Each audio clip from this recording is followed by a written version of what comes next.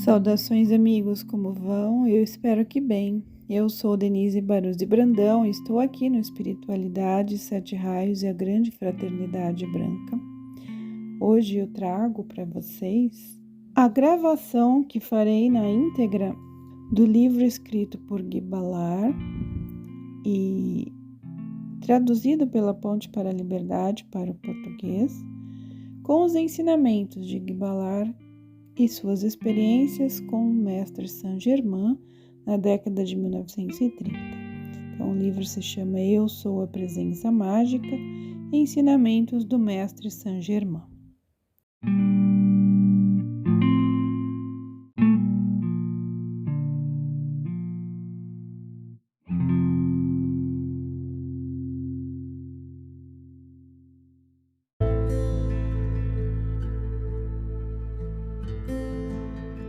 Capítulo 2 Revelações. Às 8 horas em ponto, chegamos à biblioteca e vimos que Daniel Rayborn já nos precedera.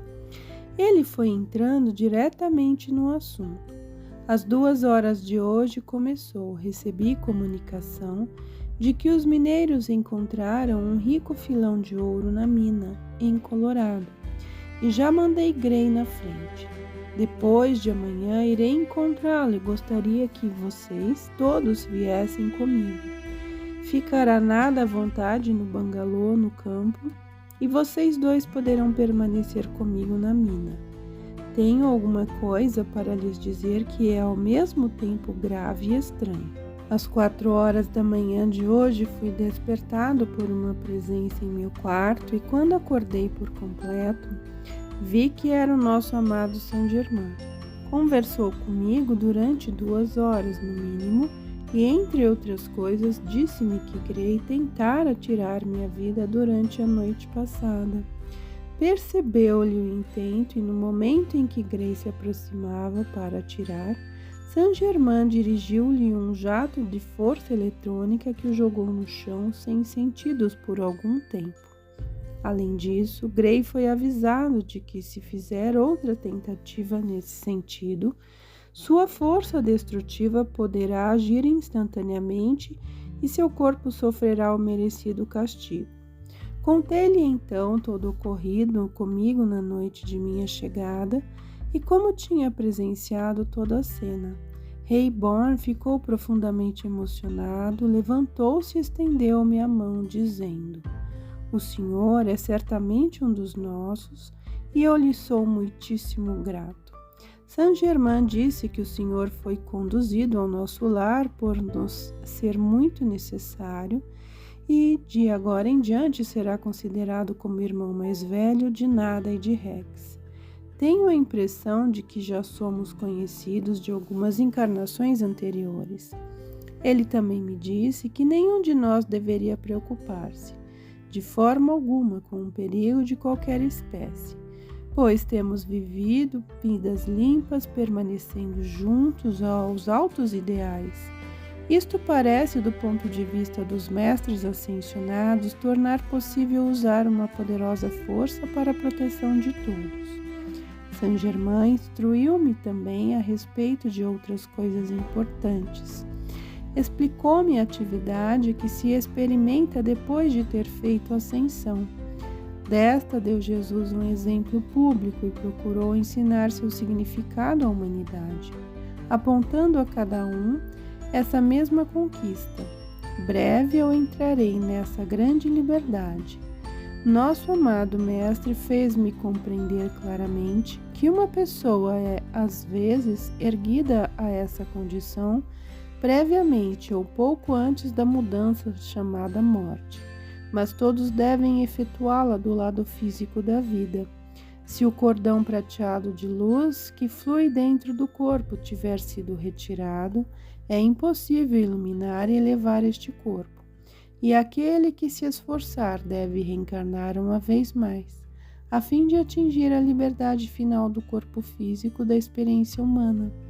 Todas as ascensões devem ocorrer conscientemente, porque essa aquisição dos mestres ascensionados é a vitória completa sobre todas as experiências exteriores através do eu pessoal. Vou ler-lhe suas próprias palavras, que escrevi sob sua direção. Voltando-se para uma pasta que se achava sobre a escrivaninha, abriu-a e leu. Aquilo que se chama morte nada mais é que uma oportunidade para o descanso e o reajustamento das faculdades da consciência pessoal.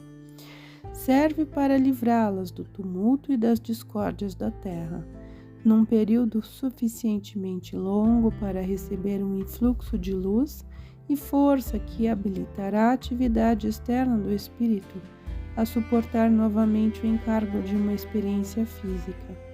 A encarnação tem por fim preparar, aperfeiçoar e iluminar um corpo cuja ação vibratória pode ser elevada, a fim de unir-se com o corpo da poderosa presença Eu Sou. Chamamo-la presença mágica. Jesus referiu-se a ela como a túnica inconsútil. Nesse corpo, que é formado de pura substância eletrônica, o indivíduo é completamente livre de toda limitação e, pela intensa devoção à poderosa presença Eu Sou, qualquer pessoa pode desencadear seu poder a ponto de chegar a ver este corpo fulgurante de substância, tão deslumbrante que a princípio só pode ser fitado por um instante. Tal a intensidade de sua luz. Por meio daquela devoção começa a se revelar o domínio próprio, individual, consciente, sobre toda a manifestação. Este é o eterno patrimônio hereditário e o objetivo pelo qual todos decidiram submeter-se à viagem através da experiência humana. Quando o indivíduo, esforçando-se por conquistar essa liberdade, chega a um ponto tal que pode desprender qualquer porção de luz que deseje do seu corpo eletrônico, instantaneamente por seu próprio comando consciente, então ele pode controlar toda a manifestação, independente da esfera de ação que tenha escolhido para expressar-se. Basta observar o mundo em geral para constatar o que a discórdia agindo no pensamento e no sentimento imprime nos belos corpos com que a natureza os dotou, para nossa experiência na parte física deste mundo. Na infância e na juventude, a estrutura carnal do corpo físico é belo e forte, responsiva aos embates da vida, mas quando pensamentos e sentimentos discordantes são admitidos a se manifestar no eu pessoal, pelos dias afora, enquanto se atravessa a vida, o corpo torna-se incapacitado e o templo cai em ruínas, porque a consciência exterior não obedece à única lei da vida: amor, harmonia e paz. Seja qual for o nome que se lhe dê, a eterna verdade permanece a mesma, porque discórdia é um outro nome da desintegração, um sinônimo da morte. Quando a humanidade aprender a viver sua vida real pela eterna lei do amor, há de verificar que tal obediência a livrará da roda de nascimento e renascimento. E daí por diante os problemas da existência humana desaparecerão. Em seu lugar virá a alegria de expandir sobre a perfeição que permanece eternamente dentro do amor. Prosseguirá sempre uma nova, contínua criação, porque a vida é movimento perpétuo, sem cochilos nem sonhos. Ela é constantemente autossustentada, corrente de perfeição expansível em alegria, em êxtase e em incessantes novos desígnios.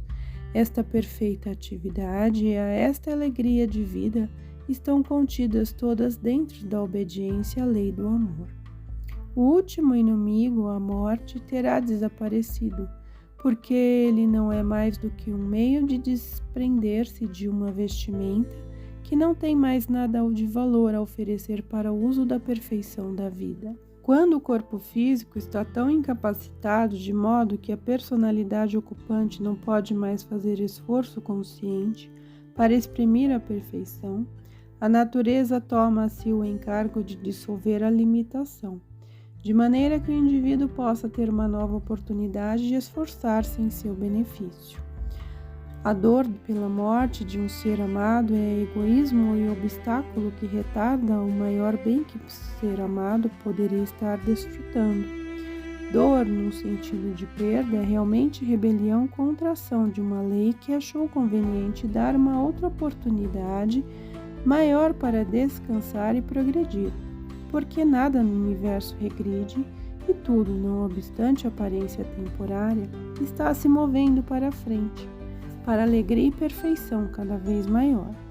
A consciência de Deus em nós não pode se lamentar e não se lamenta. E o lado humano deveria saber que, como ninguém tem possibilidade de sair deste universo, ele deve estar em alguma parte, que é sempre melhor que o lugar deixado por ele. Se é um amor real, verdadeiro e divino, nunca pode deixar de existir e deve alguma vez, em algum lugar, atrair-nos para aquele que amamos. No verdadeiro divino amor não há tal coisa como separação, e aquilo que exprime um sentimento de separação não é amor. O sentimento de separação é meramente um dos enganos do eu pessoal, no qual ele continua a habitar, porque não compreende a natureza da consciência. Onde está a consciência, aí está o indivíduo funcionando, porque o indivíduo é a sua consciência. Quando alguém pensa num ser amado que já morreu, na realidade está com esse ser amado em corpo mental superior. No momento em que seu sentimento recai na outra pessoa, se o mundo ocidental pudesse compreender esta verdade, deixaria cair as cadeias que causam tais sofrimentos inúteis. Esse pesar é totalmente devido ao fato de que a personalidade, especialmente nos sentimentos, aceita o corpo como sendo o indivíduo, em vez de compreender que o corpo é tão somente um vestido que o indivíduo usa. Sobre esse corpo, todos devem ter completo e eterno domínio e exigir dele perfeita obediência a qualquer tempo. Se nós amamos realmente alguém, desejamos que esse alguém seja feliz e harmonioso. Quando, porém, no meio do que se chama morte, o indivíduo prefere aceitar oportunidade melhor para a sua futura expressão, se lhe tivermos o mais leve lampejo de amor, não devemos sentir pesar nem desejar prender este ser amado, num estado de incapacidade, quando ele pode ir avante para maior repouso e liberdade. É a ignorância desta verdade que proporciona tal egoísmo para manter a humanidade presa às suas autocriadas cadeias de limitação. Essa espécie de ignorância refreia a expressão da vida de toda a raça e consiste numa recusa teimosa para compreender a vida. Arrasta milhares de seres humanos, ano após ano, às profundezas de um desespero totalmente desnecessário e evitável, quando poderiam gozar felicidade, vivenciando o caminho de que a poderosa presença os traçou para viverem. Tal atitude para com a vida não só impede a realização de tudo o que vale a pena ser feito, como torna o indivíduo incapaz, enche-o de piedade por si mesmo, o que é um dos mais sutis e insidiosos caminhos pelo qual a força sinistra quebra sua resistência e torna-o negativo. O indivíduo deve permanecer positivo se ele quer alcançar a vitória e expressar mestria. A força sinistra que a humanidade gerou sobre esta terra emprega esse método negativo para impedir que maravilhosos indivíduos de ideais elevados ganhem a liberdade usando o pleno poder da divindade, que tem sido sua desde o começo dos tempos, o presente do Pai a seus filhos. De todas as faltas que a humanidade gerou, a piedade de si mesma é a mais indesculpável, porque é o ápice do egoísmo humano.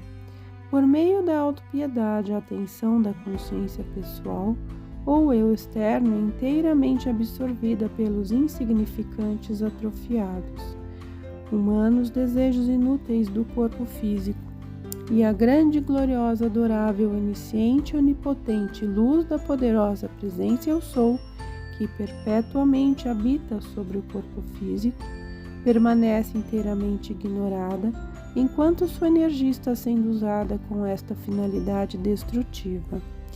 A humanidade não pode ter coisa melhor do que a experiência de hoje, até que perceba mais do pequeno eu, o bastante para reconhecer e sentir a presença de Deus. A poderosa presença eu sou, a fonte da vida de todo indivíduo e de toda manifestação perfeita. O pesar é um colossal egoísmo, não é amor. A discórdia é o egoísmo, não é amor. A letargia é egoísmo, não é amor nem vida. Esses sentimentos mergulham a raça na escravidão porque quebram a resistência do indivíduo, desperdiçando a energia da vida que deveria ser usada para a criação de beleza, amor e perfeição. Essa escravidão continua porque a atividade exterior da consciência pessoal não faz o necessário e determinado esforço para libertar-se do domínio do mundo psíquico. A camada psíquica contém apenas aquelas criações da humanidade geradas pelos pensamentos discordantes, sentimentos e palavras da atividade externa ou consciência pessoal, isto é, as atividades diárias da mente e do corpo, com as quais a personalidade continua a embaraçar-se, a expressão criadora da vida. A raça inteira tornou-se tão vinculada pela sua própria discórdia que os grandes, gloriosos, transcendentes mestres ascensionados, por pura compaixão pela lentidão do crescimento da humanidade e miséria da sua degradação, oferecem-se para extirpar as escórias do plano psíquico e dar à humanidade um novo impulso. Os povos estão entretidos, fascinados e auto-hipnotizados pelas várias condições do mundo psíquico, mas eu vos digo, e eu conheço tanto a atividade interna como a externa da vida, do ponto de vista dos mestres ascensionados, que não existe nada bom nem permanente dentro da camada psíquica. É tão perigosa como a areia movediça e é traiçoeira e insegura. O plano psíquico e a atividade exterior do mundo mental e emocional, a não ser que daí provenha a perfeição para vós, são uma e a mesma coisa. Ele é inteiramente criação do conhecimento, do senso humano, e não é senão a acumulação de pensamentos e formas humanas energizadas. Por sentimentos humanos, não contém absolutamente nada do Cristo, a luz cósmica. O desejo e a fascinação dos fenômenos psíquicos é um sentimento, muito sutil sentimento, que prende a atenção da personalidade fora do reconhecimento, da constante adoração, da comunhão contínua e da aceitação permanente da poderosa presença eu sou individual. A atenção para as atividades do plano psíquico esgota o eu pessoal, retirando-lhe a energia e a habilidade necessárias para chegar à fonte Deus e aí ancorar permanentemente. Eu vos digo a eterna verdade quando declaro que nada do Cristo vem do reino psíquico. Apesar de alguma aparência em contrário, porque o psíquico, ou atividade externa da mente, está mudando incessantemente suas qualidades, enquanto que o Cristo, que é a luz eterna, está sempre expandindo perfeição, a única, imutável, suprema e imperceptível qualidade. É por causa da atenção e da sutil fascinação do plano psíquico que a humanidade é hoje como uma multidão de crianças precisando de muito auxílio e da sabedoria dos mestres ascensionados para elevá-las uma vez mais à compreensão da luz, que é o único meio de libertá-las da escuridão do atual caos da Terra. Os salvadores do mundo têm vindo a intervalos regulares prestar essa espécie de auxílio através dos séculos, mesmo desde o fim da segunda idade de ouro sobre a Terra. Acompanhando essa atividade, a humanidade tornou-se fascinada pelo mundo da forma e da criação das coisas. A atenção do indivíduo prendeu-se, a maior parte do tempo, às atividades exteriores e o reconhecimento consciente do seu próprio Deus individualizado ficou esquecido. Em consequência, a poderosa presença eu sou que habita em seu corpo eletrônico ficou completamente ignorada. Então, ele só pode expressar parte do seu plano da vida. São Germain pede-vos, meu irmão, continuou Reborn, voltando-se para mim, que presteis bastante atenção aos vossos sentidos e impressões enquanto estiveres dentro ou próximo à mina, pois um trabalho de certa natureza deverá ser feito lá, agora ou nunca. Ele deseja utilizar uma certa atividade cósmica que justamente agora está ocorrendo, por motivos que não me quis contar. Disse que breve voltará a falar-nos, então tentará dar-nos explicações adicionais sobre a Caverna dos Símbolos, que o Senhor visitou recentemente e a qual iremos todos com ele. Por ocasião de sua próxima visita, Gray morrerá brevemente por causas naturais, e não quero que ele suspeite que sei qualquer coisa sobre o seu atentado à minha vida. Os contos das noites árabes eram apenas um pouco mais estranhos do que as verdades que ouvíamos e os maravilhosos acontecimentos que experimentávamos. Era como se tivéssemos entrado num outro mundo, onde a atividade espiritual se tornasse instantaneamente manifestada na forma física. Saint Germain mostrou desse modo evidência conclusiva de que conhecia todos os incidentes e atividades de nossas vidas quando ele o desejava, e mesmo via os mais íntimos pensamentos e intenções de cada um de nós. Eu senti uma formidável exaltação espiritual e felicidade indizível. A princípio, Rex e Nada estavam propensos à tristeza quando compreenderam que a separação entre eles e seu pai não tardaria a vir, mas eu tinha certeza absoluta de que seriam encorajados pela grande presença Eu Sou quando chegasse a hora. Ao sairmos da biblioteca, perguntei a Nada e Rex se poderiam cantar uma ou duas canções para o seu novo irmão. Sorrindo, eles concordaram. Cantaram Luz Eterna do Amor, cuja música foi escrita por Nada e os versos por Rex. A melodia e o poder dessa área pareciam expandir e prolongar a elevação da consciência do indivíduo ao grande Criador de todas as coisas, a poderosa presença Eu Sou. Quando acabaram de cantar e tocar, passei os braços em volta dos dois jovens e levei-os para junto do Pai, formando um círculo em volta dele. Querido irmão, disse eu, estamos aqui em vosso redor, com todo o amor de nossos corações.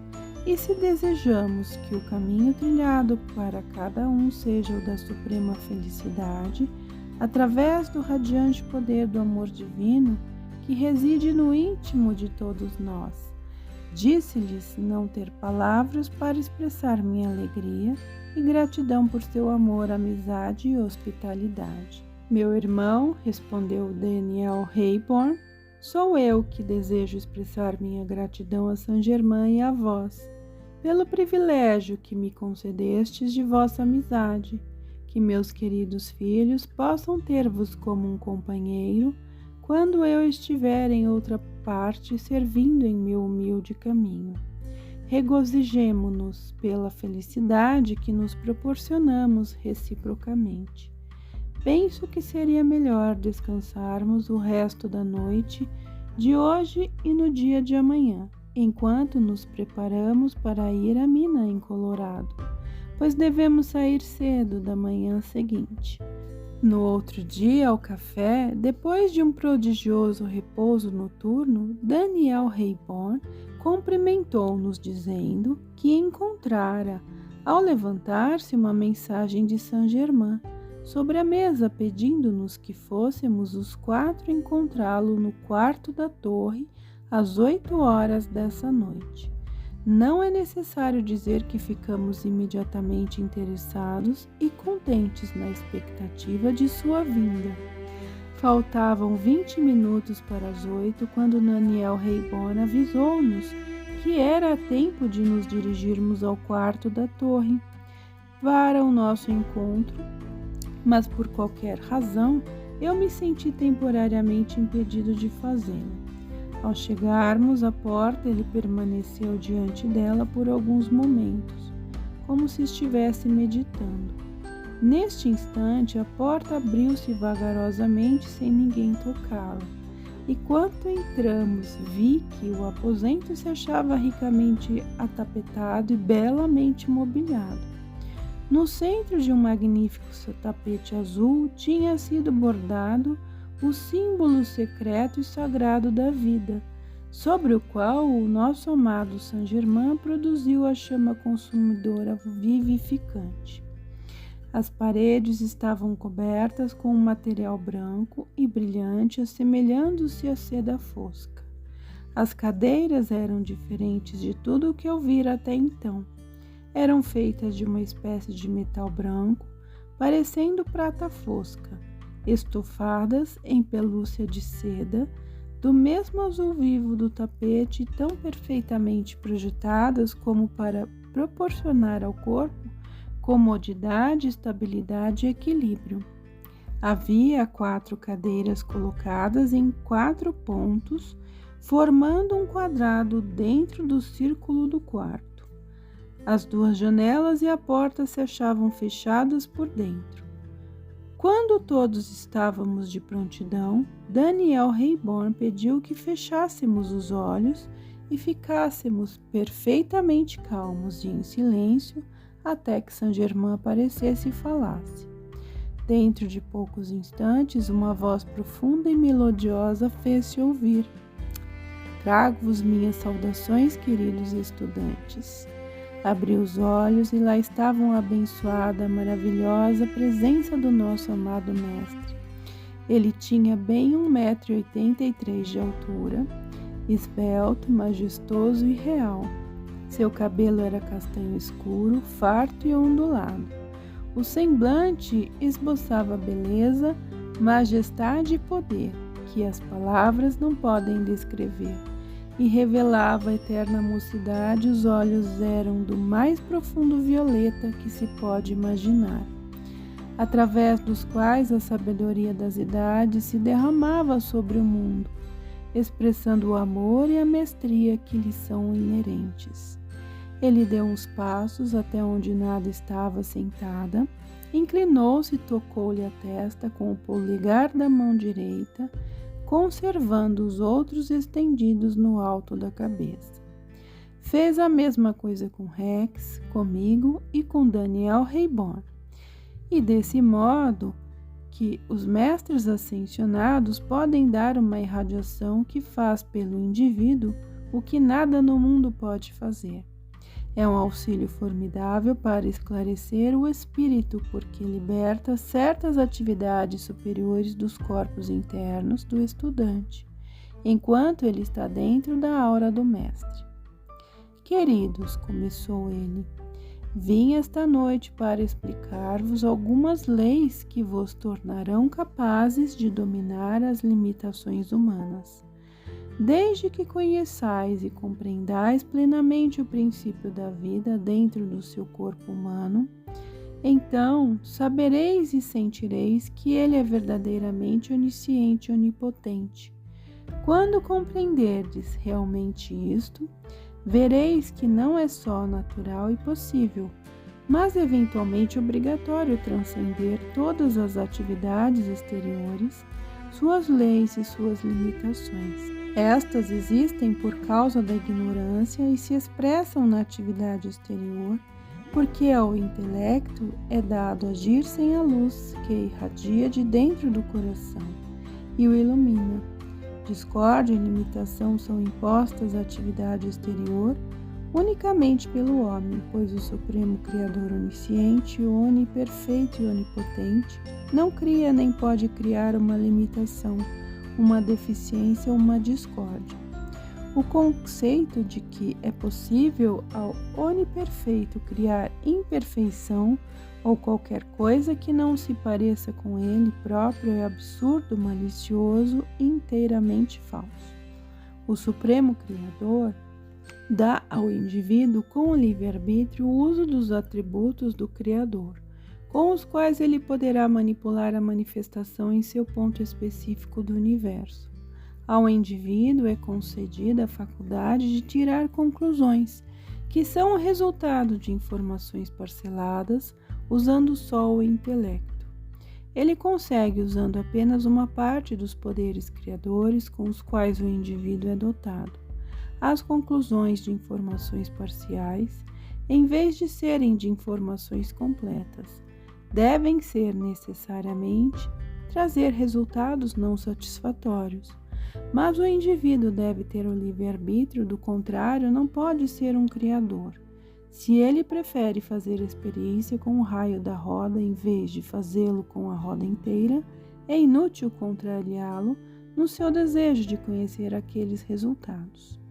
Sua roda de manifestação não está nem pode estar completa, até que ele reconheça sua poderosa presença ao Sol, porque ela é a única fonte que sabe o que é preciso para construir um modelo de manifestação capaz de produzir a perfeição para ele. Todos os modelos de perfeição estão encerrados dentro do onisciente, impenetrável, deslumbrante entendimento da poderosa presença Eu Sou e nunca podem se manifestar no mundo físico da humanidade, até que a atividade externa do espírito, que é a consciência intelectual, seja iluminada pelo raio da luz dourada de dentro do coração. Esse raio vem sempre e unicamente do corpo eletrônico do indivíduo e é a presença mágica Eu Sou. Essa poderosa presença Eu Sou do ser humano não conhece nem nunca pode criar o labirinto de confusão, caos e destruição que existe no mundo e na mentalidade exterior da humanidade. Do mesmo modo como não é o sol que cria as nuvens, é o patrimônio hereditário e privilégio do todo indivíduo expressar e a plenitude dessa grandiosa, poderosa presença interior e poder de perfeição. Mas se o eu pessoal não apela para o poder da presença em ação por meio da mente superior, dentro da atividade externa a qualquer tempo, então toda a experiência externa permanece apenas como situação sempre imutável, ou entulho dos pensamentos e sentimentos dos outros seres humanos que o rodeiam. A presença do poderoso Eu Sou habita dentro do corpo eletrônico de todos os indivíduos, permanecendo de 4 a 5 metros acima do corpo físico e está ocupado somente em criar, expandir e derramar continuamente a perfeição viva em seu próprio reino, executando o trabalho criador em planos cósmicos. A presença do poderoso Eu Sou habita dentro do corpo eletrônico de todos os indivíduos, permanecendo de 4 a 5 metros acima do corpo físico e está ocupada somente em criar, expandir e derramar continuamente a perfeição. Vive em seu próprio reino, executando o trabalho criador em planos cósmicos. Somente na atividade exterior da personalidade humana, que não é senão uma fração da individualidade de cada um, pode a imperfeição ser gerada e experimentada. É por intermédio do mental superior que age a inteligência discriminativa e seletiva. Neste corpo, a inteligência individualizada pode olhar para as discórdias da criação humana e observar as condições em que a personalidade é envolvida e aquelas que ela transpõe, mas não as aceita dentro da sua consciência ou de seu mundo. Ela vê o que é preciso para produzir a perfeição na experiência física, para alcançar o interior do corpo eletrônico. A poderosa presença Eu Sou do indivíduo e introduzir e expandir aquilo que produz a perfeição na atividade externa. Transcendendo todas as leis terrestres, nós apenas reclamamos nosso direito dado por Deus de viver e agir em perfeito acordo com a poderosa presença Eu Sou do homem e do infinito. Essa presença é a perfeição eterna e imutável, e contudo está sempre expandindo-se através do indivíduo. Como vedes, cheguei à vossa presença dentro de um quarto fechado, com paredes de pedra compacta. Essas paredes, aparentemente intransponíveis, não constituem maior barreira ou obstáculo à poderosa presença eu sou do que a um impulso elétrico. Esta presença é o poderoso mestre interior, o próprio Deus de cada indivíduo. Quando alguém percebe, aceita, compreende e sente esta poderosa presença eu sou, seus poderes ilimitados são liberados para o seu próprio uso. Esta casa e este quarto foram dedicados aos ascensionados mestres de amor, luz e sabedoria na ocasião em que a torre foi construída, e continuará a ser um foco da sua atividade enquanto eles desejarem usá-lo. Quando a concha, que significa discórdia do eu exterior, é dissolvida sem se passar pela mudança chamada morte, mas elevando e iluminando conscientemente o corpo e cada uma das suas atividades pela luz da poderosa presença eu sou, seu poder é liberado no mundo exterior por meio do indivíduo e ele manifesta a mestria completa, o domínio que lhe foi dado no princípio pelo Pai. Por meio da sua própria consciência, cada ser humano pode liberar o poder ilimitado da poderosa presença eu sou. Quando alguém disciplina suas faculdades exteriores e as torna obedientes ao seu comando consciente de perfeição, então é capaz de deixar fluir esse tremendo poder através de si mesmo sem obstrução e usá-lo construtivamente. Dentro de cada um de vós se encontra esse formidável poder que estou empregando agora. Vós podereis usá-lo como eu, quando conhecerdes, aceitardes e admitirdes, sempre que a poderosa presença eu sou está continuamente em ação. Esse é o Cristo cósmico, a única consciência do universo que pode dizer eu sou. A chama do pensamento de Deus é a única atividade da vida manifestando-se em toda parte, que pode ter conhecimento de sua própria individualização. Usar a palavra criadora de Deus é enviá-la por todo o universo para produzir manifestação. Só o Filho de Deus, isto é, o indivíduo de livre-arbítrio, pode decretar como Deus decreta e dizer eu sou. Qualquer qualidade que se segue a este som pronunciado no éter torna-se uma manifestação no mundo da substância e desse modo torna-se uma forma. Quando o indivíduo diz eu sou, ele está usando o atributo criador da divindade e anunciando a criação do seu ponto particular do universo.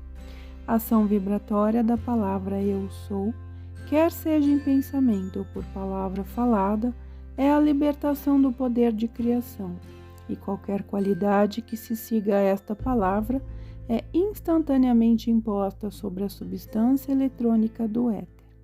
Sendo esta a única substância e energia da existência, cuja natureza deve ser qualificada de alguma maneira, ele deve criar uma imagem mental do modelo dentro da sentença.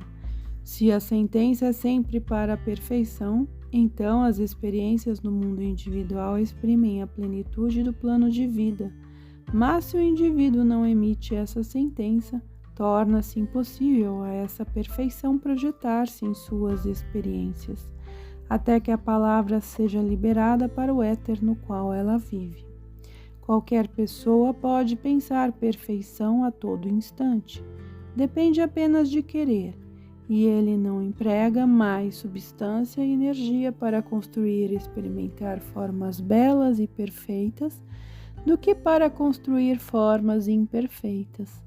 Se, porém, o indivíduo deseja que essa perfeição seja expressa em seu próprio mundo, ele deve empregar sua própria energia para pronunciar a sentença que desprenderá essa perfeição para ele. Tal é a lei do seu ser e nada pode mudá-la.